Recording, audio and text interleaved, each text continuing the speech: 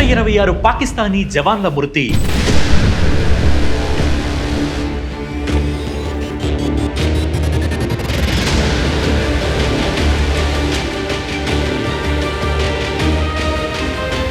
మన దేశంలో చిచ్చు పెట్టాలని తరచూ కుట్రలు పన్నే పాకిస్తాన్కు ఇప్పుడు సొంత గూటిలోనే నిప్పంటుకుంది. మన దేశంలోకి మిలిటెంట్లను పంపి రక్తపాతం సృష్టించాలని ఆశించే పాక్ సొంత గూటిలోనే బలూచ్ మిలిటెంట్ల దెబ్బను ఎదుర్కోవాల్సి వస్తుందని ఊహించలేకపోయింది. బలూచిస్తాన్ లిబరేషన్ ఆర్మీ చేపట్టిన ఆపరేషన్ హియర్ ఆఫ్ పాక్ సర్కార్కు చెమటలు పట్టిస్తోంది. ఆ దాడిలో 100 మందికి పైగా పాక్ జవాన్లు ప్రాణాలు కోల్పోయారు. బలూచ్ లిబరేషన్ ఆర్మీ వెల్లడించిన లెక్కల ప్రకారం ఈ సంఖ్య 126గా ఉంది.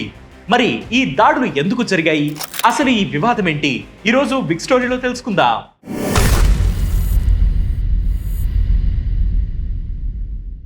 అసలు బలూచిస్తాన్ వివాదం ఏంటో తెలుసుకుందాం. పాకిస్తాన్ దక్షిణ భాగంలో, ఇంకా క్లియర్ గా చెప్పాలంటే నైరుతి దిక్కులో ఉన్న భాగాన్ని బలూచిస్తాన్ అని అంటారు. ఈ బలూచిస్తాన్ కేవలం పాక్లోనే కాదు, ఇరాన్, ఆఫ్ఘనిస్తాన్లోనూ ఉంది. ఇరాన్లోని ఆగ్నేయ ప్రాంతం కూడా బలూచిస్తాన్ పరిధిలోకి వస్తుంది. దీనిని సిస్తాన్, బలూచిస్తాన్ అని పిలుస్తారు. మరో కొంత భాగం ఆఫ్ఘనిస్తాన్ పరిధిలో ఉంది. పశ్చిమాన పర్షియా అంటే ఒకప్పటి ఇరాన్, తూర్పున భారత రాజ్యాల ప్రభావం ఈ బలూచిస్తాన్ పై ఉండేది.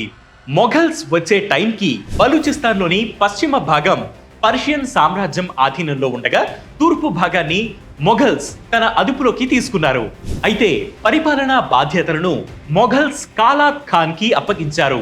బ్రిటిషర్లు వచ్చాక కూడా ఈ బలూచిస్తాన్ ఖాన్స్ అధీనంలోనే ఉంది. తెల్లదొరలకు సహాయం కొనసాగించడంతో అక్కడ పూర్తిగా బ్రిటిష్ పాలన రాలేదు. ఇక గొడవంతా విభజన టైంలో స్టార్ట్ అయింది. భారత్ పాక్ విభజన సమయంలో బలూచిస్తాన్ను స్వాతంత్ర దేశంగా కాలాత్ రాజు ప్రకటించుకున్నాడు. పాక్ లో కలిసేందుకు బలూచ్ ప్రజలు ఇష్టపడలేదు. కానీ ఆలస్యమైతే ఆ దేశం ఎక్కడ భారత్ లో కలిసిపోతుందోనని కంగారు పడ్డ పాక్ సర్కార్ కాలాత్ రాజ్యం కూలిపోయేలా కుట్ర పన్ని 1948లో బలవంతంగా బలూచిస్తాన్ను వశం చేసుకుంది. దాంతో బలూచిస్తాన్లో పాక్ వ్యతిరేక పోరాటం మొదలైంది. తిరుగుబాటుకు ప్రయత్నించిన ప్రతిసారి నిర్దాక్షిణ్యంగా పాక్ వారిని అణచివేస్తూ వస్తోంది. పోనీ బలవంతంగా లాక్కున్నా సరైన పాలన అందించాలి కదా. ఎప్పుడు కాశ్మీర్ పైనే పడి ఏడ్చే పాక్ బలూచిస్తాన్ బాగోగులను పెడచెవిన పెట్టింది. వాళ్ళ హక్కులను హరించింది. దాంతో అక్కడ మిలిటెంట్స్ గ్రూప్ పుట్టుకురాసాగాయి. అలా 2000లో బలూచ్ లిబరేషన్ ఆర్మీ ఏర్పడింది.